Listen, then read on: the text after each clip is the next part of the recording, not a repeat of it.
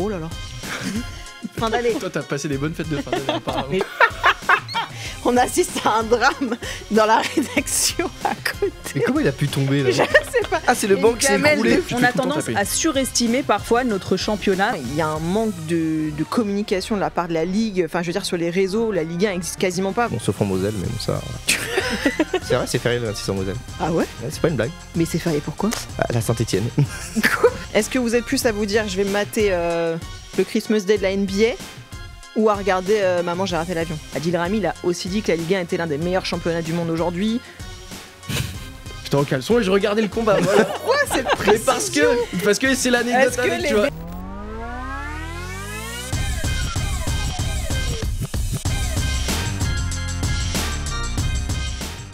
Salut à tous, RMC Sport Club, épisode 9, c'est parti, le dernier de l'année 2024 déjà, après on se retrouvera l'année prochaine. Ça fait très vieux jeu de dire ça, mais on a l'élite du RMC Sport Club pour terminer l'année en beauté avec Julie qui est une habituée. Salut Julie. Salut Flora. Tellement content d'être à côté de toi dans le canapé comme ça. Eh ben plaisir. Trop classe. Et puis on a deux petits nouveaux aussi qui vont nous accompagner, qui vont découvrir le RMC Sport Club ce soir. Julian et Joris, salut messieurs. Salut Flora. Salut Flora. Ça va bien? Ça va, ça va. Les fêtes se sont bien passées pour tout le monde? Ouais. Tout va bien. À chaque fois, tu manges bien, tu bois bien et tu bois bien, Oui, ça tu va bois être bien. Non, tu manges bien. J'ai dit en premier, tu manges bien. Donc tu passes de bonnes fêtes de fin d'année. C'est le but, non? Oui, exactement. Il y a un beau programme. J'espère que vous n'avez pas trop mangé quand même parce qu'il va falloir un petit peu réfléchir. Tout le monde n'était pas dispo le 30 janvier. Je préfère le signaler aussi quand même. C'est que là, vous êtes ceux qui sont. Ouais. Allez. 30 décembre. Super sub. J'ai dit 30 janvier. T'as dit 30 janvier. Bah ouais. 30 décembre. T'as déjà un mois d'avance. Ouais, mais parce qu'en fait l'émission est rediffusée après sur YouTube.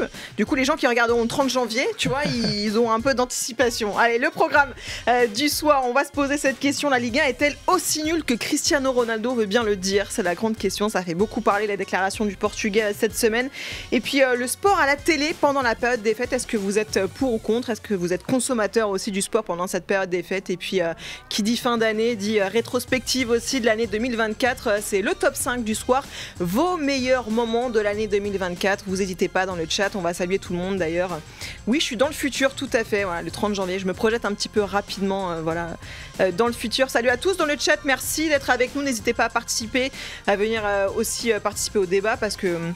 il y aura peut-être besoin d'arguments quand je vais aller les titiller un petit peu, notamment sur la Ligue 1. Je sens que ça va faire beaucoup parler. Parce qu'évidemment, on va lancer le premier thème. C'est la déclat qui a fait beaucoup parler cette semaine, celle de Cristiano Ronaldo, tout juste auréolé de son nouveau titre de meilleur joueur du Moyen-Orient, comme s'il en avait déjà pas assez sur son palmarès. Il en a profité un peu gratuitement, quand même, pour mettre un nouveau tir à la Ligue 1, en déclarant notamment que la Saudi Pro League est-elle meilleure que la Ligue 1? Facile, bien sûr. Tout ce qu'il y a en France, c'est le PSG. Les autres sont finis, c'est un fait. Bon alors manifestement il a oublié un petit peu Brest dans l'histoire qui brille quand même cette saison en Ligue des Champions. On va en parler, il a rajouté aussi le fait que c'est plus difficile de jouer en Arabie Saoudite sous les 38, 39, 40 degrés parfois, qu'il faut sprinter alors qu'il fait une chaleur de gueux là-bas. Il a craqué Cristiano ou pas là? Quel est votre avis rapidement, un petit tour de table sur la question? On est les... Oh là là.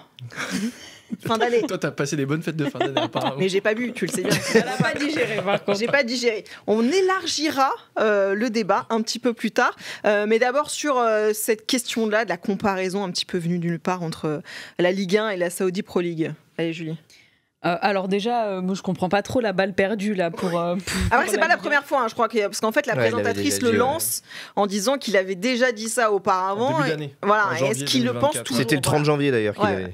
Ah, c'est pour ça, mais tu vois, il y a un lien. Incroyable, merci. Alors ouais, déjà, je comprends pas trop la balle perdue pour la Ligue 1. C'est vrai que la Ligue 1 est beaucoup décriée. Bon, on le sait, c'est pas nouveau, mais que ça vienne de quelqu'un qui joue en Arabie Saoudite, j'avoue que j'ai beaucoup de respect pour Cristiano Ronaldo, mais là, clairement, il a craqué. L'argument de la chaleur... Je veux bien, mais bon, c'est pas comme ça que tu évalues si un championnat est bon ou pas. Alors, on en parlera un peu plus dans le débat, mais c'est vrai que la Ligue 1 vaut peut-être pas les autres grands championnats européens, mais par rapport à l'Arabie Saoudite, je pense qu'il n'y a même pas de débat. Ouais. Cristiano Ronaldo est 4e avec son équipe, donc ça laisse aussi peut-être... ça pose aussi des questions sur le niveau de son club, même s'il est fit, même s'il a une grande carrière. Je pense qu'il est en Arabie Saoudite quand même pas pour des raisons sportives. Après, il vend... Ah bon? Ah bon. Il vend sa ligue, il évolue là-bas, il prend beaucoup d'argent, il est un peu l'ambassadeur. Après, c'est peut-être, il le prend très au sérieux, du coup, son rôle d'ambassadeur. Du coup, oui, il a fait une pub de fou, quoi. Mais je pense que personne vraiment l'a pris au sérieux sur la comparaison Ligue 1 Arabie Saoudite. Enfin, ça a quand même fait beaucoup réagir. On verra après, mais qu'est-ce que vous en avez passé, vous, messieurs? Ouais, craquage. Petit craquage quand même, il a pas non plus descendu la Ligue 1. Un petit peu quand même, mais de toute façon, vous l'avez vu la cérémonie un peu, j'ai regardé le résumé, et en fait il était un petit peu en mode vieux tonton, vieil oncle, à distribuer des bons points et des mauvais points à tout le monde. Bellingham, t'es un mec super, oui, c'est vrai Vinicius, tu méritais le ballon d'or. Il a mis un petit tir à Rodri au passage. Il a mis un tir à Rodri aussi, non mais bon, craquage. Mais après, pour comparer deux choses, faudrait qu'il ait la capacité de le comparer. Ouais. Il a jamais joué en Ligue 1. S'il l'avait joué, peut-être que là, on l'aurait, enfin, son avis aurait beaucoup plus compté. Mais là, son avis, il compte pas, on s'en fout. Ouais. Je vais pas être long, mais bon, je suis d'accord, évidemment, ça n'a rien à voir, la Ligue 1 et la Saoudi. Et déjà, quand un joueur de 40 ans est le meilleur joueur au Moyen-Orient, donc à 40 ans, ça prouve déjà que le niveau est pas fou là-bas quand même. En même temps, élu alors que Soufiane Raimi aurait pu aussi prétendre à ce titre de meilleur joueur du Moyen-Orient. Cristiano Ronaldo, lobbying absolu. Soufiane Raimi quand même, c'est meilleur buteur de la C1 avec Al Ain, c'est aussi vainqueur de la C1, 3e au JO, meilleur buteur des JO. Enfin bref, il a quand même un palmarès 2023-2024 assez mais il fait un moins. Mais il s'appelle pas Cristiano Ronaldo. Gros ambassadeur. Ouais, c'est ça. Tu vois, c'est donnant. Il faut qu'à un moment donné, s'il fait de la pub pour l'Arabie Saoudite, il faut bien que lui aussi il récupère quelque chose au passage. Mais pourquoi tant de haine en fait pour la Ligue 1? Pourquoi il s'y attaque lui spécialement à cette Ligue 1 alors que, comme tu le dis, il y a jamais joué? Il pourrait y avoir joué et dire vraiment, franchement, le niveau était naze. Il y a jamais joué. Pourquoi en fait attaquer comme ça un petit peu froidement la Ligue 1? D'où ça vient, quoi? Parce qu'à l'étranger, il y a beaucoup de bashing sur la Ligue 1. On parle de la Farmers League, on parle de beaucoup de choses comme ça, et ça fait des années que ça dure, notamment à cause des résultats en Coupe d'Europe, c'est vrai. Mais après, il faut savoir de quelle Ligue on parle, en fait. Est-ce qu'on parle du haut de tableau? Est-ce qu'on parle de la globalité? Parce que on compare à la Saoudi, si on compare avec les 4 autres championnats, l'Espagne, le Portugal, l'Espagne, l'Allemagne, l'Angleterre et l'Italie, oui, évidemment que la faiblesse de la France, c'est qu'en haut, il y a le PSG et les autres. Alors que dans d'autres championnats, tu peux avoir le Real, l'Atlético, le Barça, tu as quand même 3 wagons, là où en France, il n'y en a qu'un seul. Quand on regarde la globalité des championnats, je suis pas sûr que le bas de tableau de Ligue 1 soit beaucoup plus faible que le bas de tableau de Serie A, ou que le bas de tableau de Ligue 1 soit beaucoup plus faible que le bas de tableau de Ligue 1. Donc en fait, c'est toujours ce bashing sur la Ligue 1 par des personnes qui n'y ont pas joué, ou qui ne la regardent peu, ou qui ne regardent que le PSG en se disant bon, ok, il y a le PSG, c'est cool, mais il n'y a rien d'autre derrière. Non, il faut regarder ce qu'il y a derrière avant de dire qu'il n'y a rien d'autre derrière, et je suis pas sûr que ce soit beaucoup plus faible que le bas de tableau des autres championnats européens déjà. Ouais, et ce qui est drôle, c'est qu'il y a un petit commentaire dans le chat, là je me demandais pourquoi il y a autant de haine de Cristiano vers le PSG. Est-ce que CR7 aurait pas fait un appel du pied au PSG et qui serait pris un petit bashing à un moment donné qui fait que... Moi je pense, à un moment donné, quand Messi arrive à Paris, on sait pas si c'est avéré ou pas, mais peut-être qu'à un moment donné aussi, lui, dans sa fin de carrière, il s'est peut-être dit, ce serait peut-être bien que j'aille au Paris Saint-Germain, prendre aussi un petit chèque sympa avant d'aller m'exiler en Arabie Saoudite. J'aurais pu découvrir un autre truc. Au final, il n'est pas venu, ça ne s'est jamais fait. Peut-être que ça aussi, c'est le moyen de... Bon, après, c'est triste quand même, à 40 ans, tu te dis, t'es encore sur la rancœur, Messi a joué au PSG, j'aurais peut-être pu y aller. Ouais, après, on saura jamais trop ce qu'il y a dans la tête de Cristiano Ronaldo, mais en tout cas, cette déclat, elle a fait beaucoup parler. Évidemment, il y en a beaucoup qui ont réagi, notamment il y a Adil Rami sur sa chaîne Twitch aussi, qui a réagi pas tendrement, mine de rien, alors qu'il l'a dit lui-même, il est un archi-fan de Cristiano Ronaldo, voilà, c'est son goat ultime pour lui, mais clairement, il dit de la merde, vous voulez que je vous montre des images des défenseurs en Arabie Saoudite, et c'est pas parce qu'il a fait une carrière de dingue que dès qu'il dit un truc, c'est la vérité. Je pense que pour le coup, c'est un coup de com'. Voilà ce qu'a dit en gros Adil Rami. En gros, il dit, si tu mets Cristiano aujourd'hui en Ligue 1, il se fait bouffer par les défenseurs. Moi je suis assez d'accord avec ça. Je suis assez d'accord avec ça, parce que défensivement la Ligue 1, c'est pareil. Je te disais, on parle de quoi? On parle du haut du tableau ou de la globalité du championnat, mais c'est pareil, on parle de quoi? On parle qualité technique, on parle tactique, on parle de quoi en fait? Parce que meilleur, c'est bien de dire meilleur, mais il y a plein d'aspects où la Ligue 1 est moins bonne que d'autres, mais meilleure sur d'autres aspects que d'autres. Donc en final, c'est parce que Cristiano dit ça, donc forcément ça fait un buzz, donc forcément comme c'est Cristiano, il a raison. Mais bon, c'est pas comme ça qu'on peut calculer la qualité d'un championnat. Très peu de gens quand même réagir en disant justement qu'il avait raison. Ça a fait sauter au plafond tout le monde. À la limite, ici, il avait critiqué ne serait-ce que le niveau de la Ligue 1. Là, c'est la comparaison avec le championnat saoudien qui est très malvenu en fait à ce moment-là. Bon, Adil Rami, il a aussi dit que la Ligue 1 était l'un des meilleurs championnats du monde aujourd'hui. Les deux sont dans l'excès, quoi. C'est la ligue des talents, Flora, dénigre Alors pas. voilà, alors tu sais quoi, non mais c'est bien parce que c'est vrai que ça va ouvrir aussi le débat un peu plus largement parce qu'on va pas s'attarder sur la comparaison Ligue 1 Saudi Pro League parce que clairement il n'y a pas besoin d'en faire des caisses pendant des heures, mais on va plus élargir justement au niveau de la Ligue 1 parce que tu le disais aussi Joris, il y a une espèce de bashing un petit peu répétitif sur la Ligue 1. Alors est-ce que c'est justifié ou non? Est-ce que comme dans le chat on nous demande si on n'est pas un peu trop chauvin aussi avec la Ligue 1? On peut se poser la question parce que nous on a un point de vue très franco-français là-dessus, mais tu prenais la comparaison avec les 5 grands championnats, si on est très factuel et aujourd'hui et qu'on regarde le classement UEFA qui est basique sur les coefficients, etc., bah, la France est quand même toujours à cette 5e place, bien accrochée, etc. Et c'est surtout qu'en fait, il y a quand même une différence entre les coefficients qu'on voit là s'afficher. La France est quand même assez loin des autres, tu vois, le gap avec le 4e qui est l'Allemagne, il est quand même assez grand. Et pour aller encore plus dans le sens de Cristiano Ronaldo, quand tu prends le classement des clubs, le PSG est 6e, et derrière, pour retrouver le prochain club français, est-ce que vous avez une idée de qui ça peut être? Lille. Bah ouais, Lille. Ouais, bien. Et si tu me donnes la position de Lille? 34. Non mais t'as regardé. Non, pas du tout. Je connais absolument par cœur. Non, je regarde les petites notes que tu m'envoies. Ouais, voilà, c'est ça. J'allais dire, est-ce qu'il va être honnête? En fait, je leur ai envoyé les... Ouais, bon, tout à fait honnête. Lille est 34e, Marseille 41e, Rennes 50e, Monaco 53e. En gros, si on veut comparer, si tu prends le top 20 aujourd'hui, t'as 5 clubs anglais, 4 espagnols, 4 allemands, 4 italiens, 2 portugais et 1 seul français. Donc mine de rien, même par rapport au Portugal qui a un coefficient inférieur, il y a quand même 2 clubs plus compétitifs. Donc c'est aussi, tu vois, quand tu parlais du niveau global, c'est plus peut-être l'homogénéité. Et voilà. En fait, c'est ça. C'est que, ok, il y a des clubs espagnols, des clubs portugais, des clubs italiens, des clubs anglais, d'accord. Mais il y en a 4, il y en a 2, et je sais plus combien, et 3. Ouais. Mais en fait, c'est les locomotives. Dans ces championnats-là, il y a les locomotives qu'il n'y a pas en France. C'est vrai qu'en France, il y a le PSG, c'est la seule locomotive. En Espagne, il y en a 3 ou 4. En Angleterre, il y en a 4 ou 5, même plus. En Allemagne, il y en a 3 ou 4 aussi.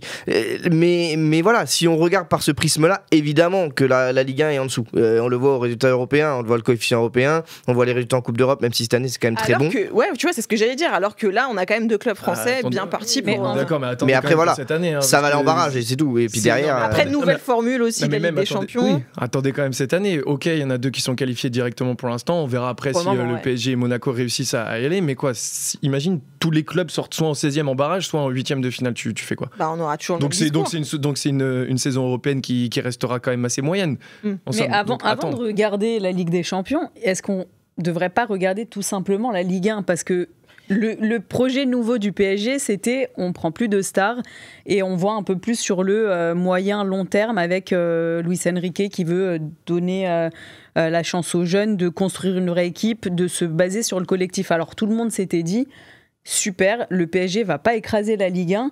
Résultat, à la fin de l'année 2024, le PSG a 10 points d'avance sur son dauphin. Ouais. Donc on était tous en droit en plus parce que Marseille a recruté un coach qui venait d'Angleterre avec beaucoup d'ambition. Monaco, il y a les jeunes qui poussent et l'équipe a été très séduisante en début de saison. Et au final, on se rend compte qu'entre août et décembre, le PSG a déjà 10 points. Alors peut-être qu'il y aura une deuxième partie de saison totalement différente et que ça va être plus serré, mais déjà quand tu regardes en France, tu vois que malheureusement le PSG c'est la locomotive et que derrière les autres clubs historiques sont pas capables de tenir le rythme, et c'est ça aussi qui fait que quand tu as Lyon, Marseille, Monaco, il n'y a plus Bordeaux, j'allais citer Bordeaux, pardon, je suis désolée. Là, mais tu remets un petit peu le couteau dans la plaie pour les Bordelais. Mais en fait, tu te rends compte que même avec un projet moins focalisé sur les stars, parce que le foot d'aujourd'hui, il faut dire ce qui est, c'est les stars, et même comme ça, le gap entre le PSG et les autres ne se résorbe pas, et la Ligue 1 sera toujours décriée parce que derrière, ça ne suit pas. Ouais, et puis ce qui est symptomatique, on l'a vécu aussi cet été avec ce feuilleton des droits télé où quasiment personne, ou alors c'était compliqué d'arriver à racheter finalement les droits juste domestiques, on parle des droits donc diffusés en France, ça a été compliqué. Normalement, quand un championnat est attractif, t'as pas de mal à vendre tes droits télé. Enfin, si on regarde, finalement, quand on regarde le classement des droits télé les plus chers, c'est pareil que le coefficient UEFA. En gros, t'as l'Angleterre qui est largement au-dessus, mais la différence, elle est quand même énorme parce que nous, en France, en gros, on galère à vendre nos droits à 500 millions à peu près par saison, soit moins que l'année dernière, donc à chaque fois ça baisse aussi. L'APL, ça se compte en milliards. Ouais. Et ce qui est fou, c'est que l'APL vend ses droits à l'étranger plus cher qu'elle ne le vend à l'intérieur de l'Angleterre, tu vois. Donc il y a quand même aussi un gouffre énorme. Et si on veut comparer un petit peu avec l'Italie, qui est aussi un petit peu pas loin, les droits domestiques en Italie sont beaucoup plus importants que la Ligue 1 au cumulé avec l'étranger. Tu vois ce que je veux dire? Donc c'est quand même, alors que la Serie A a galéré aussi à vendre ses droits en France, par exemple. Mais après, le premier problème en France, c'est que déjà les droits ont été surévalués par la Ligue. Donc déjà, tu partais avec un premier gros problème. Mais après, c'est quoi le truc aussi? C'est est-ce que la Ligue 1 est-elle si nulle que ça? Si, évidemment, tu veux te comparer aux locomotives européennes, comme Joris le disait, l'Italie, l'Angleterre, l'Allemagne, l'Espagne. En fait, tu peux pas te comparer à ces championnats-là. C'est pas possible, ils ont déjà beaucoup trop d'avance. Alors, le mieux, ce serait de travailler pour essayer au moins de s'en rapprocher. Mais la Ligue 1, aujourd'hui, on a vu quoi? 5e au classement UEFA. Et donc, c'est quoi, la Ligue 1, en fait, la Ligue 1, elle est à sa place, en fait. La Ligue 1, elle se bat avec la Ligue portugaise, elle se bat avec les Pays-Bas, elle se bat avec des championnats comme ça. Tu peux pas dire que la Ligue 1 fait partie du top 5. Il n'y a pas de top 5 européen, il y a un top 4 européen et il y a les autres. Et la Ligue 1, va falloir qu'elle essaye en fait de... Joris s'acquiesce, mais va falloir qu'elle essaye juste de grandir en fait. On peut pas se... Oui, c'est un championnat, on est franco-français, on a une vision vraiment qui est propre à nous. On kiffe tous la Ligue 1, c'est trop cool. Les Auxerre-Lens le samedi soir, c'est génial. Il n'y a que toi qui kiffes ça. Oui, mais les Auxerre-Lens je préfère ça à Valladolid Osasuna. Non, oui, voilà. les amis, non. Bien sûr, mais bien sûr que si. Tu préfères un Brest-Nantes un dimanche 17h qu'un Como-Lecce dimanche 17h. Tu vas me chercher un... Bah oui, mais c'est l'équivalent. Tu kiffes ta Ligue 1. Tu kiffes ta Ligue 1, c'est cool. C'est la loi de la proximité, c'est mais tu vas pas te comparer aux 4 grands championnats européens. Et ça se rejaillit en plus sur les résultats en Coupe d'Europe où on est vraiment pas bon. Quoi. Mais encore une fois, je suis d'accord, mais sur les locomotives. Parce que pour le coup, sur les équipes de haut de tableau, où la France est pour moi trop loin, c'est vrai. Par contre, quand je regarde, et je me suis mangé des matchs de Liga, de bas de tableau, et je peux vous assurer que c'est long. Alors peut-être que c'est moins long en Ligue 1 parce que c'est la Ligue 1, parce que c'est la France, parce qu'il y a proximité. Peut-être. Mais je vous assure qu'il y a des matchs dans le bas de tableau de Liga, c'est bien moins bon que ce qu'il y a en Ligue 1. Mais après, est-ce qu'il y a aussi... je veux dire, à classement égal. Ouais. Comme je te disais, un Valladolid Osasuna ou un Brest Auxerre, le Valladolid Osasuna, il met plus de temps à passer, je te le dis. Tu as l'impression que le match est prolongation, les tirs au but. Il y a des fois, c'est même pas une question de classement. Tu as des fois des matchs du 17h de Ligue 1 où c'est un long tunnel quand même aussi. Tu vois, et pourtant, c'est des clubs de milieu de tableau, voire haut de tableau. Tu vois, pourtant... Faut s'accrocher quand même. Moi, je trouve qu'en France, quand même, on a tendance à un peu surestimer. Donc, si on prend les clubs qui se battent pour les Coupes d'Europe, généralement, en France, quand il y a les tirages au sort dans les Coupes d'Europe, on a tendance à dire Lyon va tomber contre Aston Villa. Bon. On met de côté la saison dernière d'Aston Villa qui était très bonne, mais Aston Villa, c'est aussi ça va. Lyon, Aston Villa, ça va. Newcastle, en fait, on a tendance... Tu te fais tout le temps taper. C'est vrai. Mais c'est ça, on a tendance à surestimer parfois notre championnat, même si moi j'aime la Ligue 1. Je regarde pas tous les matchs, mais j'aime la Ligue 1, mais on a tendance à surestimer nos clubs de aller de la 3e à la 8e place à se dire ça va, Newcastle c'est jouable, Leverkusen c'est jouable aussi, et puis Valence aussi, tiens, c'est jouable, alors qu'en fait sur le terrain ça donne pas du tout ça, et tu te rends compte qu'il y a quand même un gap entre la Ligue 1 et les autres. On est quand même mal à la traîne, il faut se le dire. Là encore, tu as pris des exemples de championnats genre Angleterre, Espagne et tout. Tu regardes le dernier parcours en Coupe d'Europe de l'OM, c'est demi-finale, c'est face à Feyenoord, il passe pas à Feyenoord, tu vois. Donc en fait, oui, la Ligue 1, elle est à sa place. 5, 6, 7e championnat européen, mais avec possiblement des coups d'éclat, des fois, Lyon qui bat City ou des choses comme ça. Mais souvent, en fait, tu te fais taper par plus petit que toi. Mais il y a aussi un autre aspect, voire 2 autres aspects. Il y a l'aspect financier aussi. L'aspect financier des 4 championnats devant est quand même bien plus important. Ils ont quand même bien plus de moyens. Et aussi, la France, ça a pris un virage au début des années 2000 dans lequel on est encore. C'est-à-dire qu'on va former des joueurs. On est un championnat de formation. Et regarde, quand tu regardes notamment les joueurs qui étaient méconnus et qui ont explosé, ils viennent d'où généralement? De France, du Portugal, des Pays-Bas. Donc le 5e, le 6e et le 7e au classement UEFA. Donc voilà, c'est ça. Donc en gros, ce qui est fou, c'est que c'est le message que martèle la Ligue. Et je trouve ça presque dramatique de dire ok, tu capitalises là-dessus, alors que au final tous tes talents en l'occurrence tu les perds, mais très rapidement. Parce qu'il y a un problème financier. Soit ils vont au PSG, soit effectivement ils partent en Allemagne parce qu'ils savent qu'en Allemagne les jeunes ont leur chance et qu'on peut les titulariser sans aucun souci, sans se dire il est trop jeune, il a pas assez de métier. Mais c'est vrai que tu vois, on prend le cas d'Akliouche à Monaco, tout le monde le voit soit aller au PSG, soit aller ailleurs en Europe la saison prochaine. Mais c'est aussi parce que les joueurs ont bien conscience que si à un moment moment donné ils veulent évoluer dans leur carrière, il faut partir en fait de la Ligue 1. Et est-ce que c'est pas justement ce schéma-là que la Ligue devrait essayer, tu vois, de modifier, de faire en sorte qu'on ait envie de rester aussi en Ligue 1 pour progresser, tu vois? Mais à quel moment dans les 30 dernières années la Ligue 1 a été une destination finale pour les grands joueurs? Même dans les 30, même pas dans les 30. Parce que ces 10 dernières années, avec toutes les stars que le PSG a réussi à amener, ça a donné un peu plus envie peut-être aux autres. Oui, ça un peu, tu vois, mais genre vraiment pour tous les joueurs en général en Europe, est-ce qu'il y a quelqu'un qui s'est dit tiens, je vais aller en Ligue 1 maintenant, ça va être super? Non, c'est surtout des jeunes qu'on forme, qu'on va aussi un petit peu envoyer à l'étranger ensuite. Il y a jamais vraiment, à part Paris Saint-Germain, à part parce que. Mais pourquoi? Mais à part parce que le PSG a une capacité financière aussi qui fait qu'il peut attirer des joueurs un peu plus gros, mais d'autres joueurs, en fait, si t'as pas le Paris Saint-Germain, bah ils vont peut-être pas vouloir venir. Ils vont surtout miser sur la formation, sur des jeunes talents, sur l'éclosion de jeunes joueurs ensuite pour les revendre. Ça a jamais été un championnat. Enfin, la finalité de tous les joueurs, on va dire la majorité de tous les joueurs, c'est quoi? C'est la première ligue de toute façon, quasiment. Première ligue, ouais, l'Espagne maintenant. L'Espagne, Real Barça, PL. Mais déjà, on a déjà franchi une étape, on a déjà mis du temps à la franchir. Il y a quelques années, on était tous là en train de gueuler, à se dire mais en Allemagne, tous les grands joueurs, ils vont au Bayern. Pourquoi le PSG prend pas les grands joueurs? Aujourd'hui, on voit que Barcola, il part de Lyon, il va à Paris. Désiré Doué, il part de Rennes, il va à Paris. Donc déjà, c'est déjà une étape où on arrive à les conserver un peu en Ligue 1 avec le PSG et à les faire éclore aussi. Mais c'est vrai qu'on a du mal à garder les joueurs parce que ces joueurs-là, Akliouche, Ben Seguir, ces mecs-là, c'est comme tu l'as dit, c'est soit ils vont aller au PSG, soit ils vont partir ailleurs, mais ils vont pas rester à Monaco pendant 3-4 ans. Donc à un moment donné, il faut réussir à conserver les joueurs, mais il y a un trop gros problème financier. Pourquoi? Parce que les droits télé sont trop bas et en final, c'est un cercle vicieux. Et tant qu'on ne réglera pas ce problème des droits télé, tant qu'on ne réglera pas tous ces problèmes-là, on tournera en rond et on aura la même discussion dans 10 ans, le 30 janvier 2034. Non, mais il y a des choses intéressantes qui sont dites dans le chat, notamment sur la présence des stars. Le nombre de stars aussi compte pour voir si tu es un grand championnat. Et je vous pose la question aujourd'hui, quelles sont les stars de la Ligue 1? Est-ce que vous arrivez à me sortir un nom suffisamment claquant pour se dire tiens, je vais regarder ce championnat parce que lui est dedans? Georges Mikotadze. Non mais oui, alors Ousmane Dembélé oui, et pourtant il est pas c'est vraiment c'est pas forcément le genre que tu as envie de citer, ouais.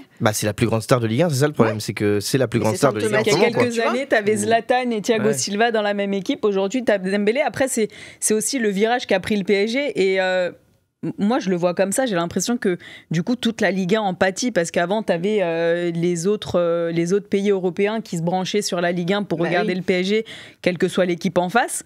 Et aujourd'hui, tu as même plus cette locomotive. En plus, Dembélé est français, donc ça intéresse peut-être encore moins en Europe.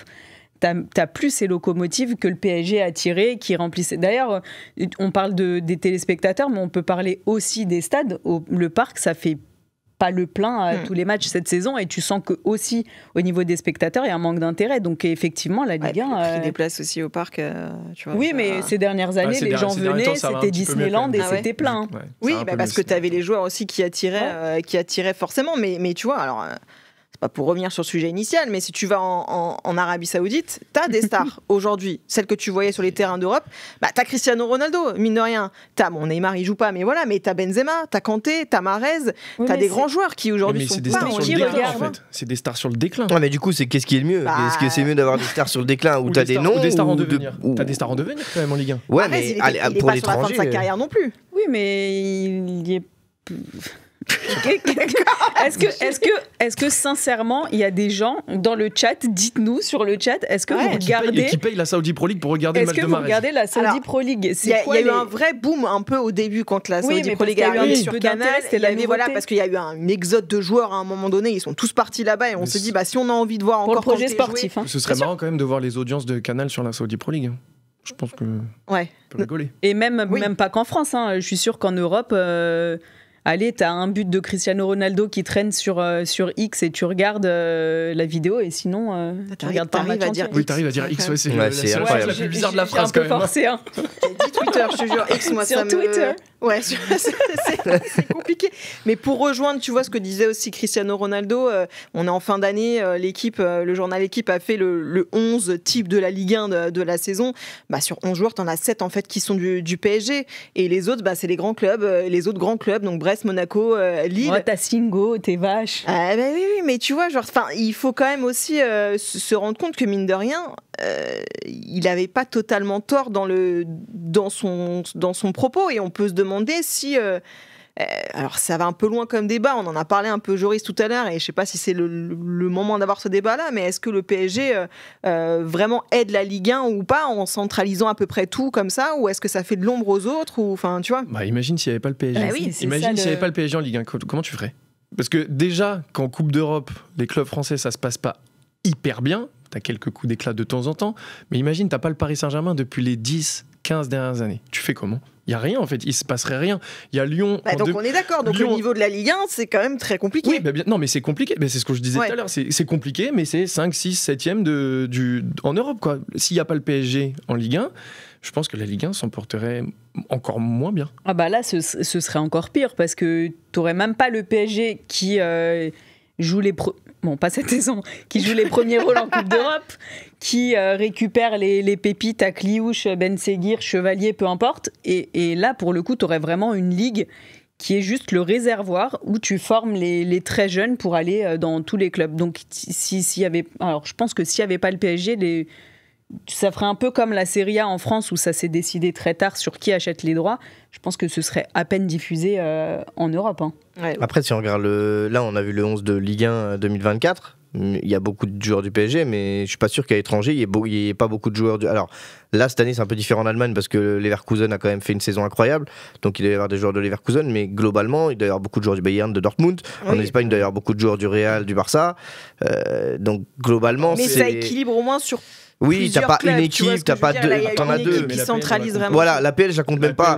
Pour moi, l'APL, c'est une autre planète, même par rapport aux autres, c'est une autre planète. Il y a tellement de bons joueurs dans diverses équipes que tu peux même pas le mettre sur la même planète. Mais oui, effectivement, le PSG, sans le PSG, la Ligue 1, elle est derrière les Pays-Bas et derrière le Portugal. L'arbre qui cache la forêt, alors le PSG pour la Ligue 1, on est d'accord. Mais en fait, ce qui est vraiment frustrant, c'est que cet été, il y avait beaucoup d'espoir sur vraiment le nouveau projet du PSG, en se disant les autres derrière, ça va pousser un peu plus. Et au final, tu te rends compte que même comme ça, le PSG a beaucoup trop d'avance, beaucoup trop de marge sur les autres. Après, ça en fait pas une moins bonne équipe non plus. C'est pas parce qu'il n'y a pas de star que ça en fait une moins bonne équipe. La preuve projet différent où t'as plus, il n'y a pas si longtemps, t'avais Neymar, Mbappé et Messi dans la même équipe, quoi. Et là, en te disant les trois sont partis, peut-être que ça va resserrer un peu le gap qu'il y a entre le PSG et les autres. Et au final, Alors non, ça va pas resserrer, mais mis à part ça, la Ligue 1 est quand même intéressante cette année. T'as tous les gros de Ligue 1 quand même qui sont là. Monaco, Lyon, Lille, Marseille, ils sont dans les 5 premiers. Ça reste quand même quelque chose derrière le Paris Saint-Germain qui est encore effectivement 10 points devant et qui est loin devant, mais ça reste quand même intéressant. Et puis même au niveau franco-français. Et puis même au niveau de jeu, moi je trouve que le niveau de jeu est vraiment en train d'augmenter ces dernières années. Alors oui, encore une fois, t'as pas de résultat en Coupe d'Europe, oui, t'as le PSG qui est au-dessus, mais je trouve que le niveau de jeu intrinsèquement dans chaque match, il est quand même beaucoup plus élevé depuis quelques années. Moi je trouve que c'est vraiment en progression. Il y a eu une évolution positive. Ouais. Et vous regardez ça aussi. Après, on peut se demander aussi dans les évolutions possibles. On est à une ère où les réseaux sociaux sont très importants. Je trouve que moi, personnellement, il y a un manque de communication de la part de la Ligue. Enfin, je veux dire, sur les réseaux, la Ligue 1 n'existe quasiment pas. Moi, je me suis amusée à regarder les comptes Insta. La Ligue 1 sur Insta, c'est 5 millions d'abonnés. La Serie A, c'est 11. Bundesliga, 16. La Liga, 51. La PL, 76 millions. Tu vois, enfin, je veux dire... le Portugal. Ouais, j'ai pas regardé le Portugal. Regarde les Pays-Bas. Oui, mais donc de facto, on se met, tu vois, forcément. On se met derrière, forcément, bien sûr. Après, ça, c'est des chiffres, c'est symbolique, mais est-ce que c'est suffisamment fait? Est-ce qu'il y a cette notion de communication? Je veux dire, quand il y avait les Neymar, les Messi, les Mbappé en Ligue 1, j'ai jamais eu trop l'impression que la Ligue, justement, surfait suffisamment sur ces stars-là. Et peut-être aussi parce que le PSG, et on l'a connu, et je pense que tu le sais aussi en étant sur les terrains, le PSG ferme tout en fait au niveau de sa com, et c'est difficile d'exploiter aussi ces stars-là et d'en jouer finalement pour mettre en avant aussi le produit. Et à un moment donné, quand tu as des stars comme ça, il faut que tu joues là-dessus. Sinon, et je trouve que la com est pas super, quoi. On nous dit 500K sur Insta pour le Portugal. Ouais, je viens de regarder, c'est pas la folie. Oui, mais voilà, parce qu'ils jouent pas forcément le jeu, mais est-ce que ça peut être un levier sur lequel la Ligue peut jouer justement pour améliorer les choses? Quand ton produit de base est dévalué ou moins bien que les autres, t'essayes de faire en sorte, avec quelques bricoles à droite à gauche, de justement le réévaluer ou de le rendre peut-être un petit peu plus beau qu'il ne l'est. Il faudrait qu'effectivement peut-être la Ligue essaye de faire ça et de jouer ce rôle pour essayer d'embellir un petit peu notre Ligue 1, comme un beau cadeau que tu fais mais au pied du sapin. Pour embellir ta Ligue 1, je ne sais pas si c'est le cas, si c'est revenu, mais il me semble qu'ils ne mettent plus de vidéos des beaux buts ou des beaux gestes. Ça, c'est des questions de droit. Après, ouais, mais c'est des questions de droit, mais ça part de là, parce que les belles actions et les beaux buts en Première Ligue, en Liga... Ouais, mais tu vois, je sais pas, les trucs, ça marche sur les vachement, réseaux. Tu sais, les insights dans les clubs, quand tu vois au centre d'entraînement, les trucs comme ça, c'est ce que tu proposes, tu vois. C'est ça. Moi, le problème premier, il est là, c'est que, et j'en parlais avec toi tout à l'heure, Flora, et c'est un truc qui m'énerve depuis des années, c'est qu'à un moment donné, les clubs pleurent que les droits télé dévaluent. Ok. Mais ouvrez-vous les mecs en fait, parce que c'est vrai qu'on parle de la Ligue, mais la Ligue ils peuvent pas grand chose. La Ligue ils sont là, ils font leur taf, mais à un moment donné les clubs ferment tout. À chaque fois on a les réunions, Yoyan tu le sais, mais à chaque fois qu'on sur les terrains, les réunions d'avant-match et tout, est-ce qu'on a le droit d'aller sur le banc? Non. Est-ce qu'on a le droit d'aller dans le vestiaire? Non. Est-ce qu'on a le droit de verser? Non. C'est toujours non. C'est toujours non. Donc à un moment donné, c'est toujours oui. Au cercle, il y a des clubs, c'est toujours oui. Il y a des clubs, c'est toujours oui, mais à un moment donné, c'est tout bête, mais à l'international. Ouais, mais voilà, c'est tout bête, mais à l'international, la Ligue 1, on va pas se le cacher, tu vas pas la chercher, la Ligue 1. Tu vas la voir si elle te tombe dessus. Ouais. Donc il va falloir abreuver avec des insights dans les clubs où tu vas dire, c'est sympa ce contenu-là, c'est sympa ce club-là, je connaissais pas, etc. Tu vas commencer à découvrir un club, puis deux, puis trois. Mais en fait, c'est là où il y avait les droits télé cet été, où on se disait, est-ce que la chaîne de la Ligue, est-ce que DAZN, peut-être que la chaîne de la Ligue aurait permis ça, ok, c'est nous qui avons les droits, donc on fait un peu ce qu'on veut, et de toute façon c'est nous qui amenons l'argent, donc c'est nous qui décidons si oui ou non on vient dans votre club. Les clubs ont leur mot à dire évidemment, mais il va falloir s'ouvrir à un moment donné, parce qu'on n'a pas le droit, on voit rien, on voit les matchs, et encore cette année ça va mieux parce qu'on voit les buts directement, on n'attend pas, avant on devait attendre le lundi pour voir les buts sur les réseaux, là on voit les buts directement, et ça c'est bien. Il y a une période où ils avaient enlevé ça justement, où tu pouvais plus voir les buts sur les réseaux. Si tu peux en fait, et grâce à DAZN notamment, avec le compte DAZN sur Twitter tu peux sur X pour toi pardon sur X tu peux voir le but rapidement en fait, peut-être pas dans la foulée mais tu peux le voir peut-être une heure après, et ça c'est bien parce qu'avant fallait attendre le lundi, ton match est le vendredi, tu attends le lundi, voilà, et aujourd'hui il y a un vrai problème de com pour moi, plus chez les clubs que pour la Ligue, parce que les clubs c'est une catastrophe, ils ouvrent rien du tout. Mais ouais, non, mais parce qu'après, t'as aussi on avait l'habitude du CFC, tu sais, avec les grands magazines de Ligue 1, etc., qui n'existent plus aussi aujourd'hui. Mais je pense que tu vois en Première Ligue, surtout là, pendant la période des fêtes, les clubs proposent énormément de choses avec leurs joueurs. Je sais pas, soit des trucs associatifs, soit des jeux, soit des petits quiz qui machin. Et ça fonctionne vachement bien, en fait, sur les réseaux. Et tu vois jamais ça, en fait, quasi dans les clubs de Ligue 1. Les seuls moments où ils se tuent un peu, c'est quand ils font des annonces de joueurs, parfois, quand ils recrutent quelqu'un, c'est un peu mixé en mode jeu vidéo, quoi. Il y a un peu de recherche. Mais tu te dis, mais on part de super loin. Mais quand oui, même, on est en retard déjà là-dessus. L'OL fait des trucs sympas avec ses joueurs là depuis quelques mois. Le PSG aussi, ouais. Mais c'est tout. Tu vois que ça en fait. Et des médias. Alors après, faudrait demander confirmation, mais je pense que des médias qui demandent d'aller dans les clubs. Enfin, t'as fait le vestiaire. Tu sais de quoi je parle. Non, mais je sais. Tu peux pas faire ce que tu veux. Non. Et heureusement, parce que bon, faut pas non plus faire n'importe quoi, mais faudrait quand même laisser un peu de souplesse. Et il y a jamais de souplesse. Ça c'est pas possible. C'est pas possible si tu veux faire aimer le championnat à des gens qui le connaissent pas, ça commence par là, et quand ils le comprendront, peut-être qu'on en fera une avancée. Wow. Si vous voulez prendre Joris au conseiller de la Ligue ou des clubs pour faire évoluer tout ça, on vous le prête, mais seulement on vous le prête parce qu'on en aura besoin dans le RMC Sport Club. Il y a encore beaucoup de sujets à évoquer, mais vous le savez, après chaque thème, on accueille Sou pour les paris du soir. Sou qui est toujours en vacances, je ne sais où d'ailleurs. Salut Sou. Hello tout le monde, ça va ? Et ça va très bien, et toi, les petits paris du soir, on vous le rappelle, vous tapez !Winamax dans le chat pour avoir toutes les offres de notre partenaire. Vous avez 10 € offerts en free bet, notamment avec le code promo RMC10 lors de votre inscription. Les premiers paris du soir avec toi, Sou. Alors, pour le premier pari, je vais partir sur de la Première Ligue. Ah. Donc ça va être le match de mercredi, donc le premier de l'année. Donc c'est un match de la 19e journée. À 18h30, ça sera Brentford face à Arsenal. Donc Brentford, cette année, c'est la meilleure équipe à domicile. Ils ont le même nombre de points que Liverpool. Ils ont la meilleure attaque. Ils reçoivent Arsenal, qui est la meilleure défense de la Première Ligue. Et donc, je vais vous donner mon scénario. Donc, pour moi, je vois Arsenal gagner. Les 3 dernières rencontres, Arsenal a réussi à gagner à Brentford. C'est un derby londonien, à préciser. Je ne vois pas beaucoup de buts. Je vois un match assez serré. Donc, je vois un clean sheet de la part d'Arsenal. Donc, 1-0, 2-0. Et en l'absence de Saka, qui est blessé pour une longue période, je vois Odegaard qui peut tirer les pénaltys ou mettre un coup franc ou tirer les corners tout simplement. Et c'est pour ça que je l'ai donné décisif. Donc c'est une très très belle cote que je vous propose là, à une cote de 10. Ah ouais, c'est pas mal, c'est pas mal. J'achète. La dernière de l'année... Est-ce que je relaye les blagues de Brian dans l'oreillette ou pas? C'est une côte de porc. Ah. Voilà. J'achète aussi. Pas mal. Moi, j'achète aussi. C'est pas mal. Hein. Faut savoir ce qu'il y a dans mon oreille toute la soirée pendant l'émission quand même. Très belle cote, on prend a priori Arsenal vainqueur en ce moment, ça marche plutôt bien. Merci beaucoup Sou, on te retrouve tout à l'heure pour les deuxièmes paris de la soirée. Nous on va enchaîner avec le thème numéro 2. Est-ce que vous avez consommé du sport pendant cette période des fêtes à la télévision? Oui. Ouais, mais je m'entoure de gens qui aiment le sport, donc forcément... Mais on se pose quand même cette question, parce que vous n'avez pas envie de m'aider, mais je vais quand même la poser. Est-ce que le sport pendant la période des fêtes, est-ce que c'est une bonne ou une mauvaise idée? Est-ce que ça marche vraiment? Déjà, on peut se poser la question, parce que c'est vrai qu'en France, a priori, pendant la période des fêtes, il y a un peu tout qui s'arrête, sauf si vous êtes fan de Top 14, parce que ça continue. Mais la Ligue 1 en tête, par exemple, on en parlait justement de cette Ligue 1, ça s'arrête, et du coup, il y a tous les amateurs de sport qui se retrouvent un petit peu orphelins.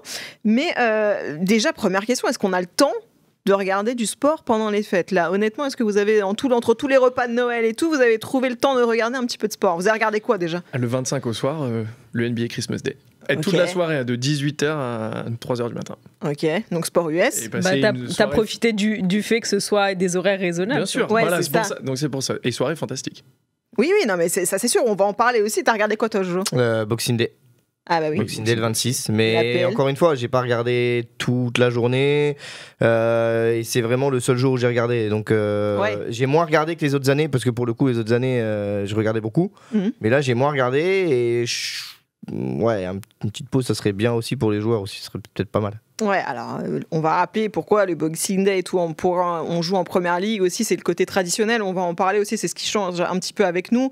Eux ils ont leur petite trêve un petit peu plus tard, en fait c'est un peu décalé par rapport à nous. Pourquoi? Parce que pour eux c'est leur période des fêtes, c'est ça aussi, c'est d'avoir le Boxing Day, alors que nous culturellement ça n'existe pas, enfin je veux dire c'est pas trop notre truc d'avoir du sport pendant les fêtes, et pourtant on en parle aussi parce que on a la sensation que nous en France on est un peu en recherche aussi d'avoir du sport pendant les fêtes, mine de rien il y a beaucoup de gens notamment qui partent en Angleterre et à Londres pendant cette période des fêtes pour voir des matchs de foot aussi, pour être consommateurs, donc c'est qu'on est en demande. Mais je me pose 2 secondes, est-ce que vous imaginez une journée de Ligue 1 là, le 26 décembre?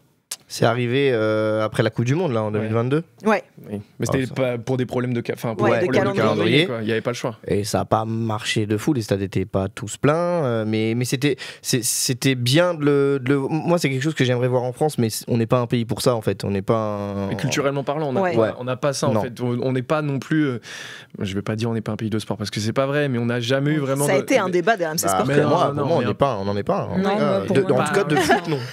Bon, je vais pas m'étaler sur ce débat-là. Non, mais tu n'as pas jeté un pavé dans la main. On n'est pas forcément un pays de foot, c'est vrai, mais dans notre culture depuis très longtemps, ça a jamais existé en fait, cette histoire de sport pendant les fêtes, etc. On le laisse à l'Angleterre et nous, on est très contents de regarder les matchs anglais pendant les fêtes. Mais on y va en Angleterre pour regarder des matchs. Mais parce que c'est l'Angleterre et parce que c'est la tradition.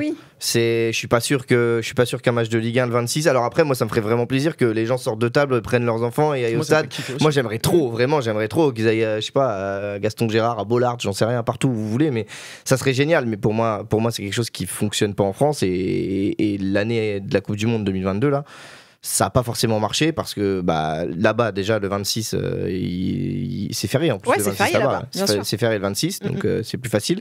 Là où nous c'est pas férié, sauf en Moselle, mais bon ça voilà. C'est vrai, c'est férié le 26 en Moselle. Ah ouais, c'est pas une blague. Mais c'est férié pourquoi? À la Saint-Étienne. C'est une longue histoire, on va pas s'étaler là-dessus, mais c'est férié. C'est pour ça que le Metz Niort de 2022, le stade était plein parce que c'était férié. Ah oui. Voilà. Je sais pas quoi quoi. Je sais pas comment enchaîner. Je t'attendais pas à celle-là. Ah non, celle-là, je l'ai pas vu venir, ça je t'avoue. Mais tu vois, ça parle du top 14, des stades de top 14 étaient tous pleins. Et oui, c'est vrai, enfin, ça cartonne. Je veux dire, les stades de top 14 augmentent génération leur affluence par rapport à le reste de la saison régulière de 15 à 25% quand même.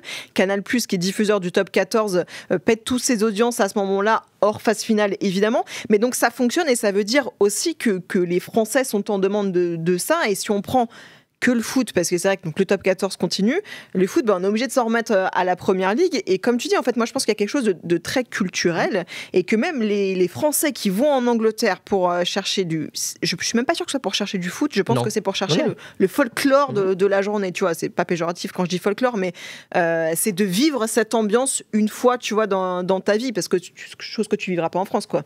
Mais peut-être que les gens en ont marre du foot en France, en fait, parce que on regarde hier, il y avait Parce que la Ligue 1 est nulle. Bah, peut-être. Mais hier, il y avait le All-Star Game. C'est 45 minutes à défendre. À Bercy. Tu vas pas me dire que la Ligue 1 est nulle. Tu ne m'as pas convaincu, Julien, ok? Donc le basket européen s'est pas arrêté non plus pendant les fêtes. Et hier, il y avait le All-Star Game à Bercy. Et Bercy était plein. Il y a eu une bonne ambiance, c'était mais là aussi sympa. parce que tu vois, c'est une fête, le All-Star Game, mais c'est pas un match de saison régulière, tu vois. Tu pourrais, comme aux États-Unis, le faire en février et peut-être que ce serait pas plein, j'en sais rien. Mais en tout cas, les gens qui restent sur Paris, ils sont peut-être consommateurs de ce genre d'événements. Après, je dis pas que les stades de foot seraient pleins si tu faisais ça pendant les fêtes, mais moi je pense que le sport pendant les fêtes ça intéresse les Français. Après oui, effectivement, moi, en plus j'ai 2-3 personnes de mon entourage qui sont parties en Angleterre pour voir des matchs à Londres. Donc et ils y sont partis pourquoi du coup, pour vraiment se faire un kiff d'un match? Pourquoi ils sont pas allés à un autre moment de l'année? Je sais pas, peut-être que c'est l'occasion d'y être et d'aller voir un match. Ça j'avoue, je pense pas qu'ils y soient allés expressément pour ça, mais tu te dis quand même, ah bah tiens, j'y suis, je vais aller faire un petit crochet. Moi je pense que la période des fêtes, c'est peut-être là où tu peux faire des événements spéciaux. Admettons, je te prends le Parc des Princes, tu fais le match de Noël, tu fais des animations supplémentaires, tu fais un petit événement qui a pas le reste de l'année, t'attires du monde comme ça. Moi, je pense que peut-être qu'on sait pas faire, tout simplement. Ouais, je pense que c'est clairement culturel. Dans le chat, on nous dit, je signe tout de suite pour une Coupe du Monde à Noël. C'est pas presque quelqu'un. Ça a été quasiment le cas. Est-ce que c'était une réussite? C'est encore autre chose, mais c'est vrai que culturellement parlant, c'est moins notre truc. Alors, je sais pas si vous avez vu, mais la Belgique tente de faire ça depuis 2009. Ils ont instauré un Boxing Day dans la ligue principale, dans leur Ligue 1, c'est la Jupiler Pro League, voilà. Ils ont essayé. Ça fonctionne pas du tout comme la première ligue, notamment parce que culturellement, c'est pas la même chose. Ils font des matchs le 26 aussi, un Boxing Day pareil, ça s'appelle pareil, etc. Mais ça fonctionne moins bien. Il y a moins de monde dans les stades, etc. Parce que déjà aussi, tu l'as dit, le 26 c'est pas férié là-bas en Belgique, donc faut pouvoir soit être en vacances à ce moment-là, soit poser un jour pour y aller. Et puis parce que culturellement aussi, ça se fait pas. Et t'as beau essayer de forcer les choses, au bout d'un moment, quand ça prend pas quoi. Et vas-y. Non, vas-y. Trop de politesse. C'est les fêtes, c'est normal. Oui, c'est pour ça. Mais tu vois, par exemple, tout à l'heure, on parlait de la Ligue 1. Imaginons quelqu'un qui adore la Ligue 1. Toute l'année, il va se taper la Ligue 1, il va être très content de la regarder. Et les fêtes aussi, c'est un moment pour lui, possiblement, de changer, de s'ouvrir vers autre chose. On parlait de top 14 tout à l'heure, de NBA tout à l'heure, de Première Ligue tout à l'heure. Ça se trouve, toute l'année... Ou sa famille, tout simplement. C'est ça. Oui, mais vu qu'on est resté dans le sport... Non, mais tu vois l'objectif de Julien, tu vois. Vu qu'on va rester dans le sport et qu'on va parler de sport, tu vois, un mec qui regarde la Ligue 1 toute l'année, les 2 semaines de ses vacances de Noël, quand il va les passer avec sa famille, donc il fait le repas, je sais pas moi, le 24 au soir, le 25 midi, le 25 soir, tiens, je vais regarder un match de NBA, le 26, tiens, je vais regarder un match de Première Ligue. Ça peut aussi le faire s'ouvrir un peu à d'autres cultures, à d'autres choses. Casser un peu le quotidien. Voilà. En fait, je pense que ces événements-là, il faut que ce soit des événements spéciaux, parce que tu vois, tu le dis en Belgique, ça marche pas. Au final, le seul endroit où ça marche, c'est en Angleterre, mais parce que c'est spécial, parce que c'est le Boxing Day, parce que c'est férié, c'est férié, et du coup, voilà, il y a ces matchs-là, et c'est une tradition depuis des décennies. Mais il faut que ce soit des événements spéciaux. Même chose, tu parlais du All-Star Game, c'est un événement spécial. Alors qu'un match de championnat lambda, que tu pourrais voir le 4 janvier, là, la Ligue 1 va reprendre au mois de janvier, au final, tu vas pas forcément le voir. Parce que je te dis, pourquoi pas en faire un événement spécial au parc? Tu fais le match de Noël, tu fais des aliments plus, tu fais ce que tu fais pas le reste de l'année. Ça pourrait marcher. Après, il y a aussi le fait, tu attires aussi peut-être un autre public. Par exemple, le public qui va voir les matchs à Londres pendant le Boxing Day, c'est pas le même que celui que tu as tous les tout le long de la week-ends. saison. Ouais. Donc là, tu peux aussi profiter, moi je parle de Paris parce que c'est la capitale, mais des touristes qui viennent pour la période de Noël, tu fais un match de Noël au parc, tu le vends bien, je pense que tu peux remplir ton stade. Arriver. Mais tu vois, pour aller un peu à contre-courant de ce que tu dis, si on prend la NBA, parce que la NBA continue, les sports US globalement, parce que c'est très sport US de jouer pendant les fêtes, la NBA est à 80 matchs par saison, donc on a tous les 2-3 jours. Ils font un match pile le jour de Noël, le 25, et tu pètes tous les records d'audience ever. Enfin, le Lakers Warriors, qui était le 26, je crois, a pété tous les records d'audience. En plus, on a été gâtés avec la NBA cette année, parce que tous les matchs qui ont commencé à 18h, tous les matchs jusqu'au Lakers Warriors de 2h, même après, il me semble qu'il y avait le Jazz Denver. Ouais. Et tous les matchs étaient trop bien en plus. Ça, c'est des scénarios de dingue. Ça, il y a eu de la bagarre. C'est assez joué à quelques points. En plus, si on veut rester dans le discours franco-français, Wemby, même s'il perd, il sort une perf incroyable. Enfin, vraiment, on a eu de la chance sur ce NBA Christmas Day. Il y avait 5 matchs, matchs programmés. Ils ont fait 94% d'audience supplémentaire par rapport à l'année dernière, ce qui est quand même énorme. Et le Lakers Warriors dont on parle est le match le plus regardé de la NBA depuis 2019. Donc tu te rends compte, c'est-à-dire que, alors qu'il y en a un autre là au mois de janvier, Lakers Warriors, donc t'en as, non mais tu vois très régulièrement. Ouais, mais c'est celui du NBA Christmas Day. Ouais, tu vois, c'est la marque quasiment qui est déposée. C'est ce que j'allais dire, c'est qu'en fait il y a cette marque Christmas Day en fait, qui fait que, et puis il y a aussi, c'est vrai, il y a 80 matchs par saison, mais voilà, c'est le match du jour de Noël. Et puis la NBA, je la mets un peu à part aussi parce que c'est un show permanent, la NBA. La NBA, tu vas pas juste voir le match, c'est un show en fait. La NBA, elle est de moins en moins suivie, et la NBA essaye de trouver justement des moyens de ressusciter parce que tout le monde dit alors aujourd'hui la NBA ça shoot qu'à 3 points, c'est beaucoup moins intéressant, il y a quelques mecs qui vont arriver dans les prochaines années, mais c'est moins intéressant que que les joueurs qu'on va perdre. La NBA est vraiment en train de se poser des questions sur comment redonner de l'intérêt pour la NBA, parce que finalement même aux États-Unis ils perdent un peu d'intérêt sur la NBA. Nous franco-français on se dit que voilà, bon, c'est peut-être moins sympa qu'il y a quelques années. Tu te rends compte que sur des événements spéciaux comme ça, tu arrives à ressusciter de l'intérêt, même pour la NBA qui est à part. Tu te rends compte quand même que des événements comme ça peut leur permettre de peut-être avoir un peu plus retrouver un peu plus d'intérêt. Mais ils arrivent à bien vendre leur truc en plus. Tu vois, tout à l'heure on parlait de la communication de la Ligue 1, le fait de vendre son produit. Là c'est pareil, la NBA, le Christmas Day, ils arrivent à bien la vendre. En plus cette année ils ont fait un truc de fou. Je sais pas si vous avez vu comment ça s'appelle, le match justement de Wemby, donc le Spurs-Knicks, il était codiffusé sur Disney+, ESPN, HD+, je sais plus exactement la chaîne, en mode perso de dessin animé Disney. Vous avez pas vu ça? Non, j'ai pas vu ça. Ils sont forts quand même. En gros, donc t'avais donc en simultané, c'est-à-dire qu'en gros il y avait le match qui était au Madison Square Garden, et avec toutes les caméras du Madison Square Garden, les Hawkeye, etc. Et ben ils ont réussi en simultané à modéliser des personnages. Donc tu voyais Wemby qui était modélisé en copain de Mickey, Dingo, Minnie, etc. Et il jouait Space Jam en direct. C'était un peu ça, mais Space Jam, mais en mode Disney, tu vois. Et il jouait devant le château Disney à Orlando, etc. Là, on a des décennies de retard. Voilà, c'est ça. Mais tu vois, c'est un peu la com. On va peut-être pas faire ça en Ligue 1, mais au moins, tu sais, la com dont on parlait tout à l'heure, t'essayes de faire quelque chose de nouveau, des fois, de vendre ton produit un petit peu mieux pour soit fidéliser des gens, soit pour les faire un petit peu, leur faire changer de tes habitudes, ou pour recruter vraiment des nouveaux consommateurs. Tu vois, la NBA a vachement bien joué sur ça aussi, les images de Wemby qui va jouer aux échecs dans Central Park, ça a fait le tour du monde. C'est tout bête, la période. Tu vois, c'est tout bête. C'est 30 secondes. C'est ça, exactement. Tu capitalises sur ta star.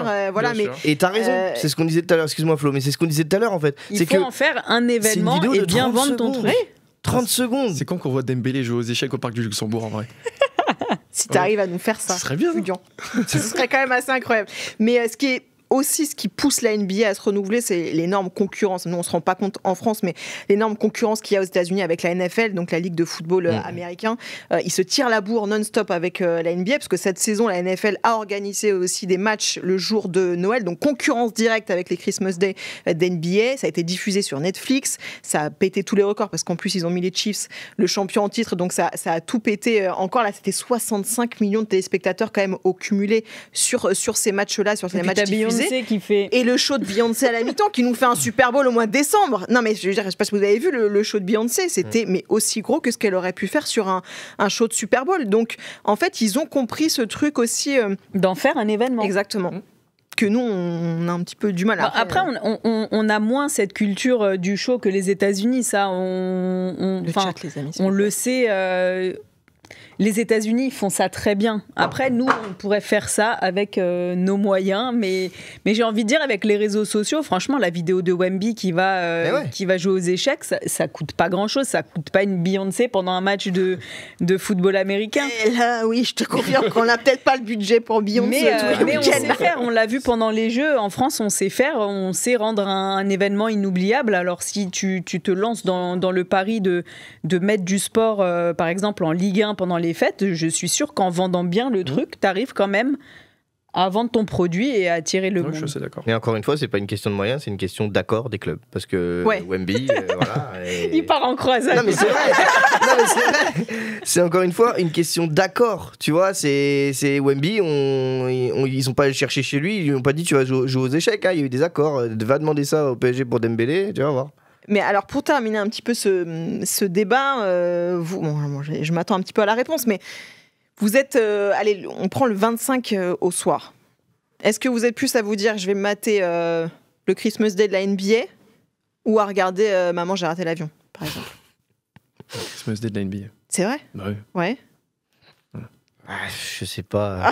Tu vois, il y a je sais pas parce que tu vois, Christmas Day, tu vas le regarder tout seul mais le Maman, j'ai raté l'avion, tu le regardes le 26 au soir. Ouais, mais tu le regardes avec ta famille. Il sera passé 4 fois pendant la période. Ouais, mais tu vas le regarder. Mais tu vas le regarder avec ta famille, tu vois. Mauvais exemple. Tu peux le regarder un peu quand tu veux, Maman, j'ai raté l'avion. Mais vous voyez ce que je veux dire? Il y a le package de Noël, tu vois, qui va autour. Moi, j'aurais tendance à mettre le sport, mais vraiment en fond sonore. Parce que t'as pas besoin de te concentrer là-dessus. Tu as le match et puis tu jettes un coup d'œil une fois de temps en temps.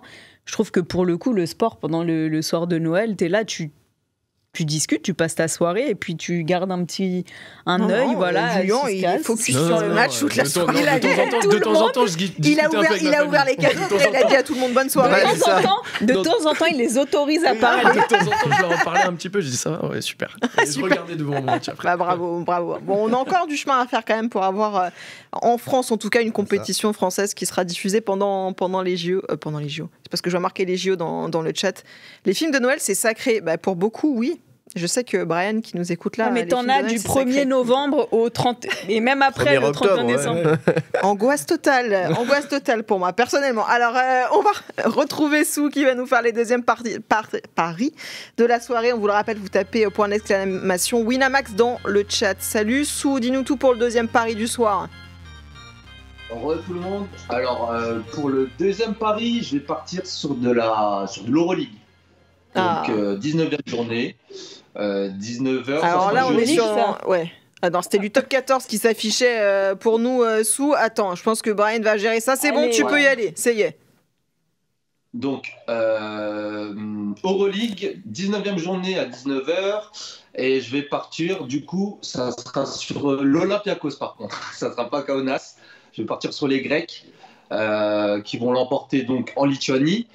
Pourquoi? Parce qu'ils sont sur 8 victoires consécutives contre Kaunas. Ils sont deuxièmes, dauphin de Monaco. Et Kaunas, cette année, c'est pas fameux à domicile. Sur les 5 derniers matchs, c'est 2 victoires et 3 défaites. Et l'Olympiakos, en revanche, eux, ils sont sur 3 victoires et 2 défaites, dont une à Monaco. Et il ne faut pas oublier qu'à Olympiakos, il y a notre petit Frenchie, donc qui est Evan Fournier, qui est en feu en ce moment. Sur les 9 derniers matchs, il a mis 18 points de moyenne, avec 25 minutes de temps de jeu de moyenne. Donc pour moi, jouer à l'Olympiakos l'emporter à une cote à 1,60, 1,62, c'est très bien. Ouais, c'est sécure. Merci beaucoup Sou, on verra ce que ça donne. C'est vrai que l'Euroleague aussi continue pendant cette période des fêtes, ça ne s'arrête jamais. On me demande dans le chat, bon Flora, t'aimes pas regarder Le Père Noël est une ordure pour la 68e fois? Bien sûr que si. J'ai vu ce film au moins 200 fois, je connais toutes les répliques par cœur, donc évidemment que si ça passe un soir, j'aurais préféré regarder ça. Après, pour ton bien personnel, je pense que ce soir, vaut mieux que tu regardes Le Père Noël est une ordure pour la 69e fois du coup, plutôt que Manchester United Newcastle. Juste pour ton bien personnel. Ah la balle perdue. Je te jure que s'il gagne ou Lyon ce soir, attention à toi ce qui va se passer. Allez, le moment qu'on attend tous, le petit bonbon de cette fin d'année 2024, votre top top 5. Vous en avez l'habitude dans RMC Sport Club. Venez participer d'ailleurs avec nous dans le chat. Dites-nous quels sont vos 5 plus beaux moments de l'année 2024. On fait une petite rétrospective en cette fin d'année. Allez, je vous garde le mien pour la fin. Qui veut débuter? Quelqu'un a envie d'y aller en premier? Allez, moi, Julie qui se rappelle plus ce qu'elle a mis dedans, je suis sûre, la connaissance. Si, je m'en souviens. On balance tout d'un coup. Tout arrive d'un coup, je crois. Allez. Donc, tu commences par le bas si tu préfères, comme tu veux, comme tu préfères. Allez, on va commencer par le 5 parce que Simone Biles, il y a tout le contexte autour. Il y a 3 ans à Tokyo où elle s'écroule mentalement, où elle abandonne le concours par équipe. Parce qu'elle veut se préserver mentalement. Et on se demande si elle va revenir. Et finalement, elle revient 3 ans plus tard à Paris. Elle gagne 2 médailles individuelles en or, 2 titres. Donc ça fait 5 pour Simone Biles. Et tout ça avec le sourire, quoi. Tu l'as vu enfin retrouver son sourire. Et c'est ça, c'est qu'elle avait l'air, ce qu'elle avait perdu à Tokyo, c'est-à-dire le plaisir de la compète, elle l'a retrouvé à Paris. Et moi, ça m'a fait plaisir de la voir revenir au meilleur niveau. Après, elle a 27 ans, elle n'est pas encore sûre de revenir. J'imagine 27 ans alors qu'elle a déjà tout gagné. C'est ça. Donc, la plus grande. Ouais, c'est chez elle, ce sera elle quand même. Ouais. Donc, est-ce qu'elle va le faire? On ne sait pas, mais en tout cas, voilà, c'était dans mon top 5, Simone Biles. J'aime trop l'histoire de elle est devenue une vraie icône aujourd'hui, au-delà du sport. Elle inspire aussi les femmes notamment, mais les athlètes, parce que ça a été la première à parler aussi de ces problèmes psychologiques pour les athlètes, etc. Elle a vraiment révolutionné aussi un petit peu le monde du sport globalement, en fait. Et puis elle montre aussi que même si on traverse des périodes compliquées, c'est de plus en plus fréquent que les sportifs se confient là-dessus, que tu peux malgré tout revenir et te relancer, gagner des titres. Et donc voilà, Simone Biles, mon numéro 5.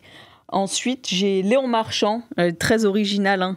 Mais il est que 4e chez moi. C'est ça qui est original, c'est qu'il n'est pas 4e. C'est qu'il n'est pas premier. Non, Léon Marchand, c'est sa fameuse soirée où il prend le 200 mètres papillon et le 200 mètres brasse à 2 heures, même pas 2 heures d'intervalle. C'était son pari fou.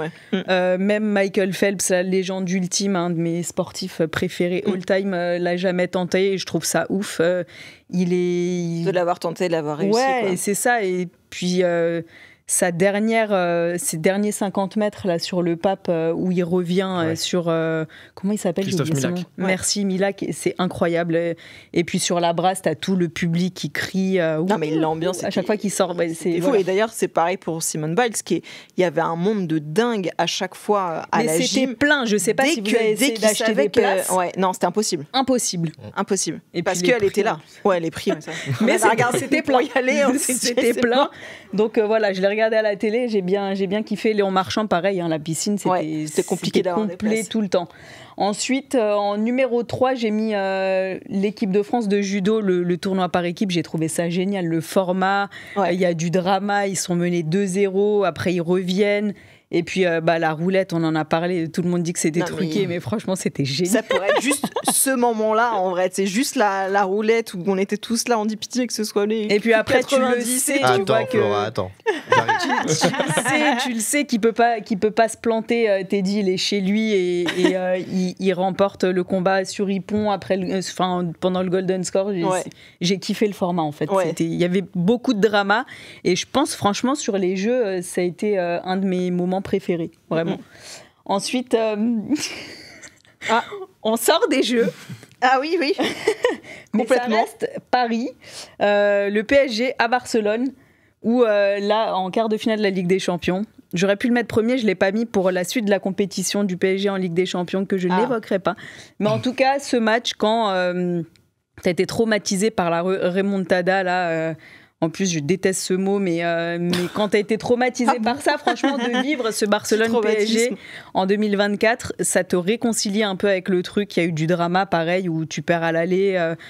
Faut que tu gagnes par 2 buts d'écart pour l'emporter. Tu as un carton rouge, tu as un penalty, tu as un doublé de Kylian Mbappé qui fait même pas un match extraordinaire, mais vraiment, avec cette image, je pense qu'il reste pour tous les Parisiens de Dembélé qui sourit sur le banc. J'ai trouvé ça génial.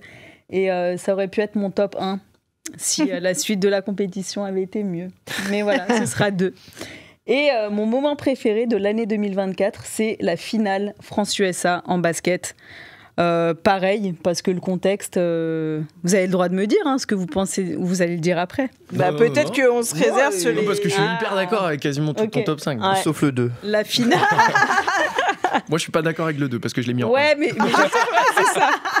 Et non, mais la finale du basket, parce que c'est malgré la défaite. Ouais, malgré la finale, parce que pareil, le contexte, l'équipe de France passe au travers, enfin pas au travers parce qu'ils se qualifient, mais franchement, donne pas une belle impression en début de compétition. Tu te dis pas qu'ils vont aller loin. Ouais. Et tu te dis, bon, la finale rêvée contre Team USA, on l'aura peut-être pas. Tu te dis qu'ils vont se faire sortir par le Canada, par l'Allemagne, et au final, ils vont en finale contre LeBron James, les Avengers, là, et tu te dis, bon, génial, on a la finale rêvée. Et en fait, franchement, si tu tombes pas sur un mec qui prend feu, qui s'appelle Stephen Curry et qui est écœurant, tu te dis, bah voilà, Wembanyama, pour sa première grande compète, il met 26 points.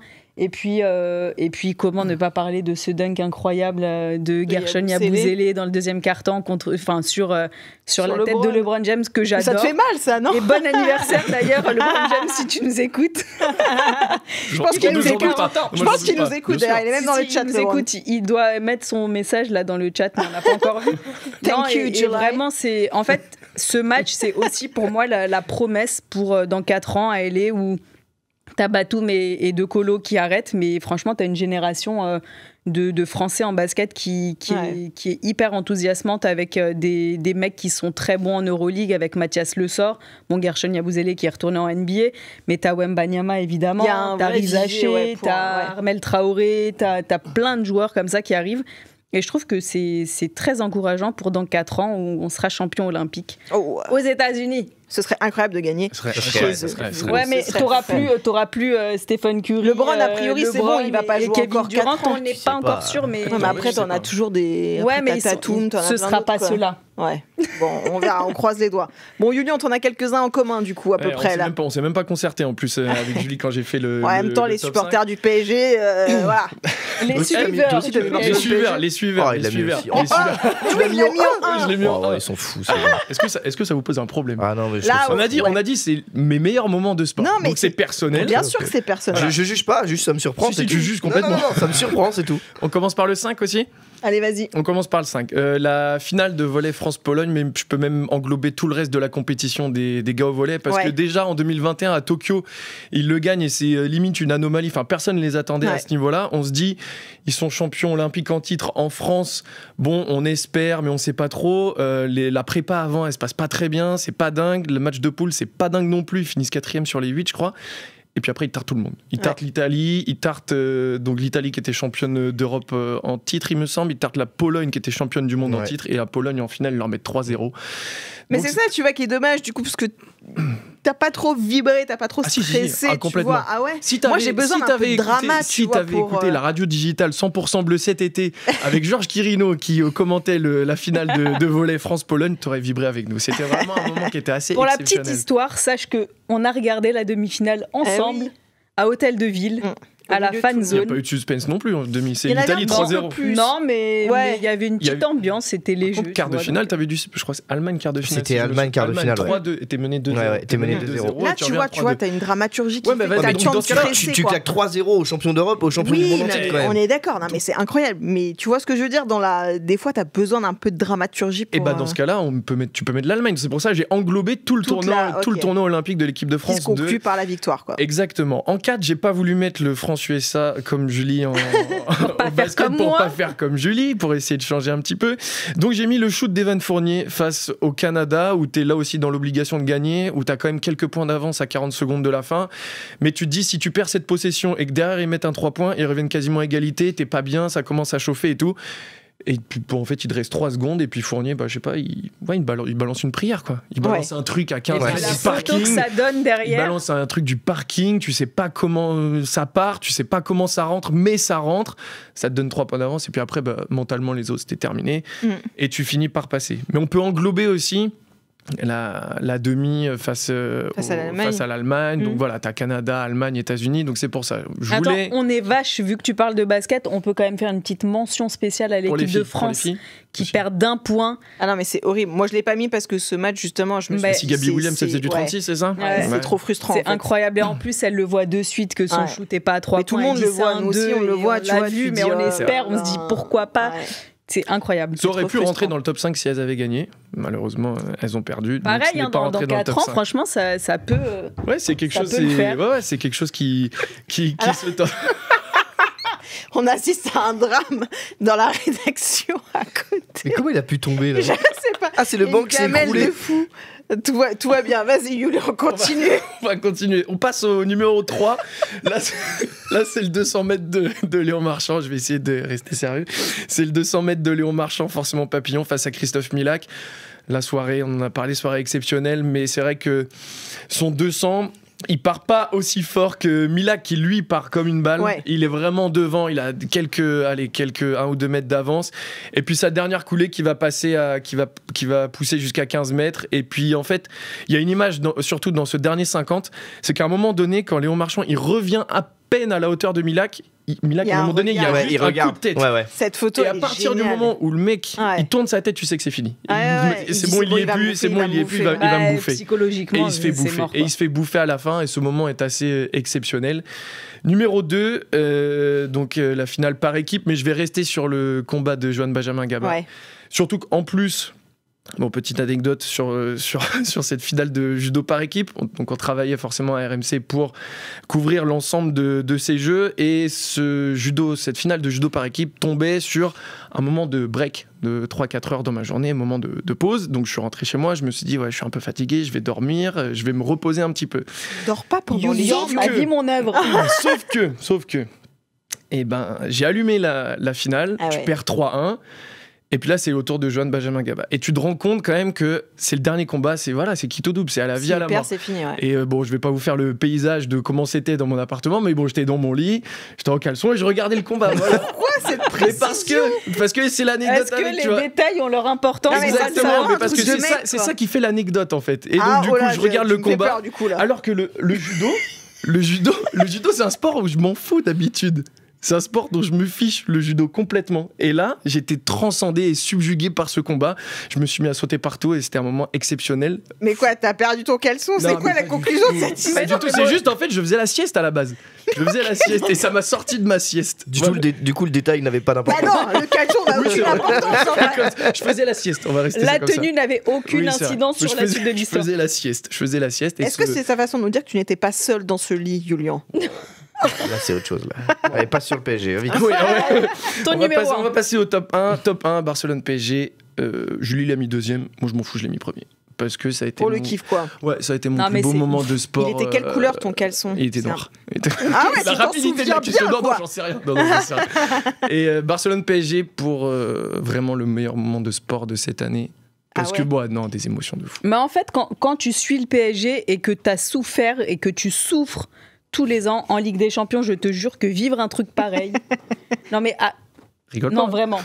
Vraiment, je te jure que ça te réconcilie un peu avec ce club qui joue avec tes nerfs. Puis t'as tout, t'as le scénar, t'as le fait d'avoir perdu. Qui est en face quand même. Le club qui est en face. Parce que t'as un antécédent. Bah, bien sûr. T'as envie de les tarter en fait. Oui, mais voilà. T'as envie de les tarter, tu vas là-bas, t'es obligé de les tarter pour pouvoir passer. Et puis sincèrement, le petit sourire de Dembélé sur le banc, là, le petit sourire narquois, je pense que c'est ce qui qualifie le mieux l'état de tous les Parisiens après ce match. Ouais, voilà, c'était exactement ça. Franchement, donc ce moment, meilleur moment de sport de l'année 2024 pour les émotions. Championnat olympique à LA ou le PSG champion d'Europe? Le PSG champion d'Europe. Je sais même pas pourquoi j'ai posé la question. Ça sert. Je sais même pas pourquoi.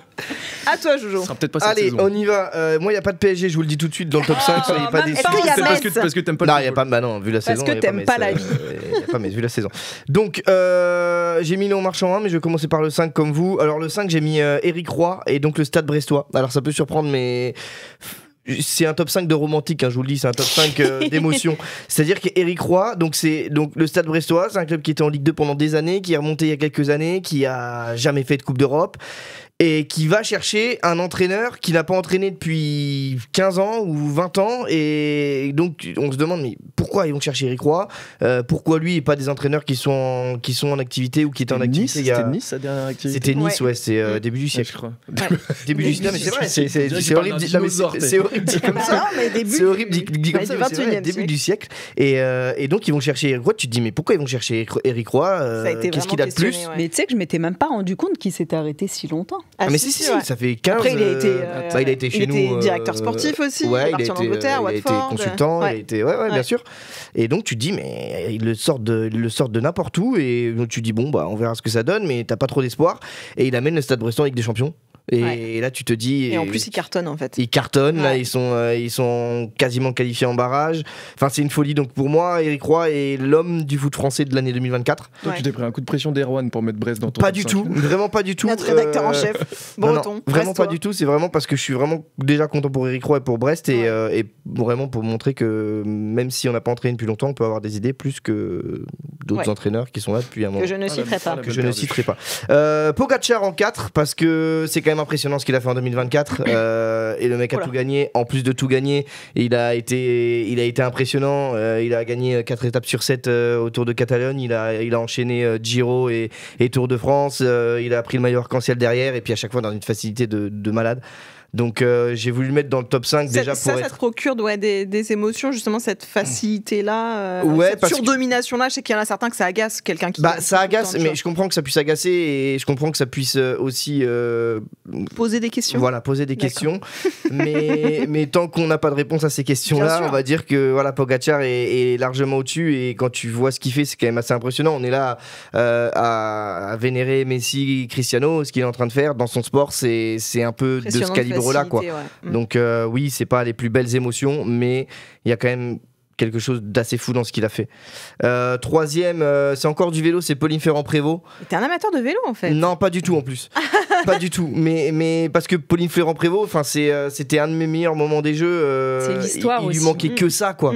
Il lui manquait que ça. Elle a échoué à chaque fois dans des circonstances en plus dramatiques.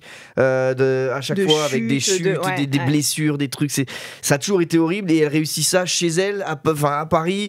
Il lui manquait plus que ça, donc elle a bouclé la boucle. Et j'adore ces histoires-là. Je vous dis que c'était romantique, mais j'adore ces histoires-là. J'adore ces histoires-là. C'est dans le sport, c'est ce qu'il y a de plus beau et j'ai vraiment vibré. Mais par contre, le moment où j'ai le plus vibré, c'est c'est dur. J'étais obligé de mettre Léon Marchand numéro 1. Je vais commencer par le numéro 1 parce que Léon Marchand, je suis obligé. C'est un faux numéro 1.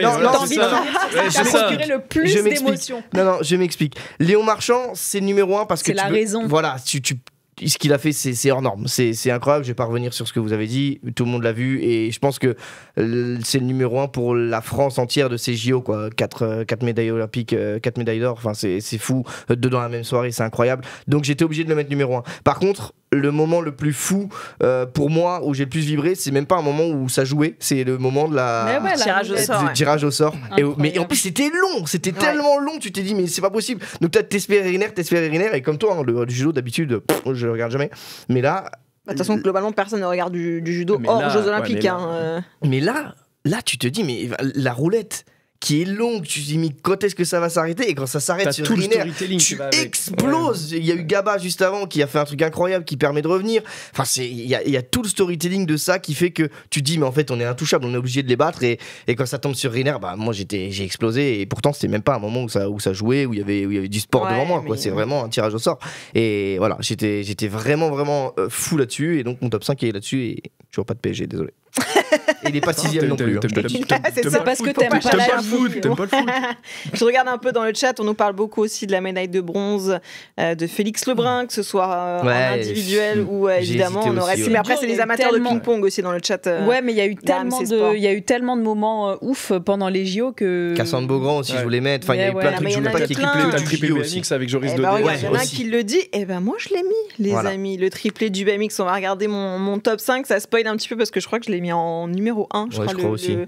Le triplé du BMX, tout à fait. Ils sont là. Je terminerai avec ça. J'ai mis, figure-toi, j'ai mis aussi l'année du Stade Brestois. Moi, en 5e. Il y a des connaisseurs. C'est pas un secret que de dire que je suis pas une suiveuse de la Ligue 1 intégrale, mais quoi on avait remarqué. mais les résultats du Stade Brestois tous les week-ends, voilà, je regardais. En fait, je me disais, qu'est-ce qu'ils ont fait, ce qu'ils sont encore. Peut-être parce que oui, on a travaillé avec Eric Roy et que du coup, il y a aussi une part d'affect qui entre en compte parce que c'est un mec super en plus et que à chaque fois qu'on l'a appelé pour avoir des sollicitations, bah lui pour le coup il a toujours répondu oui. Voilà. Donc puis c'est juste l'histoire, elle est trop belle. Enfin, ça pourrait être Brest ou un autre club. L'histoire, elle est tellement belle en fait d'avoir réussi à faire ça, et de pas juste se dire bah on arrive en Ligue des Champions et puis non, ils réussissent en fait à performer encore là au plus grand niveau européen, donc je trouve ça complètement fou et c'est pour ça qu'ils sont dans mon top 5. Alors je vais pas me faire des copains là, j'ai mis Steph Curry en 4. Alors pourquoi bon après moi je suis assez fan de Steph Curry de base et j'ai rien dit. Julie qui me fusille du regard. Donc ça veut dire que par exemple en finale quand il plante le 3 points, non mais même pas sur chaque, genre sur le dernier 3 points qui te crucifie et qui fait son night toi t'es contente Non, je l'ai détesté dans ce match. Tu t'es acheté un t-shirt nuit. Non, parce que je me suis dit t'as pas besoin de faire ça en fait, ça j'aime pas moi les trolls comme ça, je déteste ça, donc j'ai dit non ça. Mais en fait c'est ça en fait, tu vois le paradoxe de dire que sur ce match là tu le détestes en fait parce que genre vraiment il te tue, mais en même temps tu te dis mais t'es trop fort en fait, mec, tout rentrait en fait. Et puis il y a ce match-là, mais je mets aussi ces JO parce que en demi contre la Serbie, si les États-Unis passent, c'est aussi grâce à lui. C'est que lui. J'étais à Bercy, c'était incroyable ce qui se passait parce que pour le coup, il y a lui, mais il y a tous les autres. Tout le monde est au niveau à ce match-là où à chaque fois tu te dis mais qu'est-ce qui se passe en fait? Et des deux côtés. Le match était incroyable. Bogdanovic était incroyable sur ce match-là. Incroyable. Enfin, je veux dire, là, les États-Unis, clairement, ils sont champions olympiques parce qu'il est là. Tu vois, donc je me dis, il t'aime le détester en fait. C'est le genre de mec où tu te dis ok, je te déteste, mais en même temps t'es tellement fort. Qu'est-ce que tu veux que je te dise? Tu vois, genre, puis tu peux pas le détester. Enfin, cette petite tête là. Bon, le temps d'une soirée, si tu peux. Tu peux éventuellement. En tout cas, j'ai quand même mis, tu vois, le shoot d'Evan Fournier, donc un peu l'équipe de France devant, parce que ce shoot face au Canada, je pense qu'on t'en a parlé, Julian, mais on l'a tous regardé en mode, mais putain, moi, la première, je me dis, mais qu'est-ce qu'il fait, putain, à shooter d'aussi loin et tout. En fait, il a pas le choix. Mais non, parce que c'est Wemby qui est près de la ligne des 3. Il reste que 5 secondes et déjà, lui, en fait, Wemby, il sait même pas ce qu'il a à faire du ballon. Il tourne sa tête comme une grande tour de contrôle, il sait pas trop regarder, et puis en fait, il dit, bah tiens, c'est tellement désespéré. Puis Fournier, je crois qu'il fait un match dégueulasse à ce moment. Enfin, il y a rien qui va, tu vois, et en fait, il se relance complètement. C'est le point de bascule en fait de ce match-là et de tout ce qui suit derrière. Et franchement, je me suis dit, mais tu dois te sentir tellement bien quand t'es Evan Fournier à ce moment-là. Tu sais, tu dois avoir un truc, tu regardes toute la foule qui t'acclame. Mais oui, il le dit. Il y a quoi maintenant? Tu passes un début de tournoi un peu, tu vois, compliqué où t'es pas trop dedans et finalement, au moment où il faut, tu sors le move de patron qui fait la diff. C'est ça. Et puis en 2, j'ai mis Léon Marchand. Attends, petite parenthèse. Ouais. Regardez Van Fournier jouer avec l'Olympiakos. Déjà, il kiffe sa life en Grèce. Ah oui. Sur les réseaux sociaux, à chaque fois, il demande où est-ce que je peux trouver. À part dans ces 2 dernières semaines, je crois qu'il avait des problèmes gastriques qui n'étaient pas très bien passés, il me semble. Ah, ben je sais pas. Alors, il avait été absent. Non, mais vous avez pas vu, il avait été absent. Non, mais figure-toi qu'il a dit qu'il aimait la feta. Oui. Et du coup, à chaque fois, il lui a envoyé des sacs blindés de feta. Non, donc il a mangé trop de feta. Non, je sais pas si c'est ça. Il avait été absent 1 ou 2 matchs. Mais en tout cas, il kiffe sa vie à Athènes. Ces débats parallèles sont incroyables. Les supporters de l'Olympiakos l'adorent. Et en plus, sur le parquet, il est bon. Donc franchement, regardez les matchs d'Euroleague d'Evan Fournier, ça vaut vraiment le détour. On nous dit dans le chat aussi le poster de Yabusele sur les bras. Évidemment, on en a parlé tout à l'heure. C'est l'une des images aussi, évidemment, de ces jeux. Léon Marchand, je l'ai mis en 2. J'ai mis moi le 200 mètres papillon. On aurait pu mettre toutes les courses avec le 200 pape avec cette image. Je l'ai re-regardé encore, tu sais quoi, tout à l'heure en préparant l'émission. Et les frissons, en fait, parce que tu entends la foule qui hurle derrière lui. Enfin, on n'a pas eu la chance, j'ai pas eu la chance d'y être et de vivre cette ambiance de dingue. Mais franchement, ça devait être juste incroyable. Déjà, tu as les frissons rien qu'à regarder ça à la télé. Et j'ai mis du coup le triplé français en BMX en numéro 1 avec Joris Daudet, médaille d'or, parce que j'étais devant ma télé et tu sais, on te vend tellement ce truc de t'as 4 mecs en finale. Et tu dis, bon, on peut choper 3 médailles. À tous les coups, il y en a bien un qui va pas l'avoir, tu vois. Et tu dis, merde, ce serait quand même con, parce qu'à chaque fois, on dit, ouais, il y a la possibilité d'un triplé. 100 ans qu'on n'avait pas fait le dernier triplé, 1920. Non, mais c'est sur les jeux d'été, oui, parce qu'on avait fait sur les jeux d'hiver en ski boss, pareil, en ski cross. Et du coup, tu te dis, bon, il y en a bien qui va merder à un moment, qui va rater le truc. Et en fait, c'est tellement beau. Et tu sais quoi, ce qui est encore plus beau, je trouve, c'est que peut-être vous regarderez la course. Je sais ce que tu vas dire. C'est que quand ils passent la ligne, des autres. Mais ils attendent en fait, ils regardent et ils se disent putain c'est bien toi qui es derrière. Et je trouve ça trop beau parce qu'en fait ils sont potes et tu t'imagines toi gagner avec tes potes, t'es sur un médaille olympique à Paris. En plus il y a une ambiance de dingue, tu sais aussi là-bas. Enfin tout est trop beau en fait dans cette histoire-là et pareil, c'est des mecs que tu vois pas le reste de l'année en fait, dont tu parles pas et qui d'un coup se mettent à gagner et t'as la lumière qui arrive sur eux et l'histoire elle était trop belle pour passer à côté. J'étais pour la petite histoire, moi aussi debout sur mon canapé ce jour-là. En caleçon. Je n'étais pas en caleçon, ok, mais j'étais debout sur le canapé. Il y avait plein d'autres trucs en fait, le basket 3-3. Mais aussi. oui, mais Enfin, alors il y a à quoi auraient trucs. ressemblé nos top 5 si on Sans avait les JO. enlevé les JO? Ouais, Barcelone PSG en Ouais, 1, ça aurait pas changé. PSG Barcelone en 2. ouais, on aurait peut-être fait des top 3 comme le dit Brian. Effectivement, ça aurait été plus compliqué, on s'est rendu compte de ça. On va peut-être pas demander le top 5 à Sou, mais on va lui demander sa dernière cote de la soirée. Sou, c'est à toi. Ça va être du rugby. Ah ouais, a priori, c'est du rugby. Ah oui, vous avez spoilé. Mais ouais, donc alors je vais partir sur un match de rugby, donc de top 14. C'est un match de la 14e journée, donc qui se jouera samedi à 16h30. Je vais partir sur le Stade Français, bizarrement, je pense, parce que autour du plateau, je pense que tout le monde voit Bordeaux UBB, gagner. ouais. Mais moi, je vois le Stade Français. Pourquoi ? Parce qu'à l'extérieur, le Stade Français, cette année, c'est catastrophique. Ils ont 7 déplacements, ils ont gagné qu'un seul point, avec 240 pions encaissés. Par contre, à domicile, c'est correct. Là, sur ces 5 derniers matchs, ils ont fait 4 victoires et 1 défaite. Bordeaux-Bègles, c'est une locomotive. Hein. C'est le remake de la demi-finale de l'année dernière. Et moi, je vois le Stade Français l'emporter parce qu'aussi, ils ont fait bonne figure à Toulouse avec une équipe remaniée. Et je sais que tous les matchs à domicile, quand tu joues le maintien, c'est à la moitié, quoi. Donc 1,44, je pense que ça peut le faire. Voilà. Ça peut le faire, effectivement. On note, on verra si tu as raison après ce match-là. Merci, Sou. On te retrouve en studio la semaine prochaine. J'espère que tu seras de retour quand même. Ouais, c'est ça, ouais. De C'est retour fini, de les vacances. Très bien, profite des derniers moments et on se retrouve la semaine prochaine avec plaisir. Merci, Sou. Et puis je vais remercier tout le monde parce qu'on s'approche de la fin de l'émission. Bonne première, ça a été, les gars? Ouais, c'était cool. Ouais. C'était cool. T'as envie de revenir? Oui, t'as envie que je revienne? Je sais pas. Ouais, c'est ça le. C'est un peu moi qui décide. Que je vais y revenir, donc, c'est pas le problème, tu vois. C'est un peu moi qui décide, donc je sais pas. Bah, c'est pour ça. Mais t'étais plutôt d'accord avec moi, donc ça va. Yulian, par contre, Je crois que je serais pas réinvité. Je moi. sais Donc, pas, j'ai là, l'impression que c'est- c'était la première et la dernière. On espère surtout qu'il y aura d'autres anecdotes Bah oui, c'est ça. On veut savoir la vie cachée de Yulian Bouknov. Que fait-il Je vais écrire des livres. Une spéciale. Merci les gars, Julie, merci beaucoup Merci d'avoir à été toi, avec moi avec ce plaisir. soir. Merci à tous dans le chat, émission évidemment que vous allez retrouver sur YouTube dès demain a priori. Puis nous on se retrouve la semaine prochaine en 2025 donc pour un nouveau numéro de RMC Sport Club épisode 10. Ce sera lundi à 19h. Très belle soirée à tous, ciao.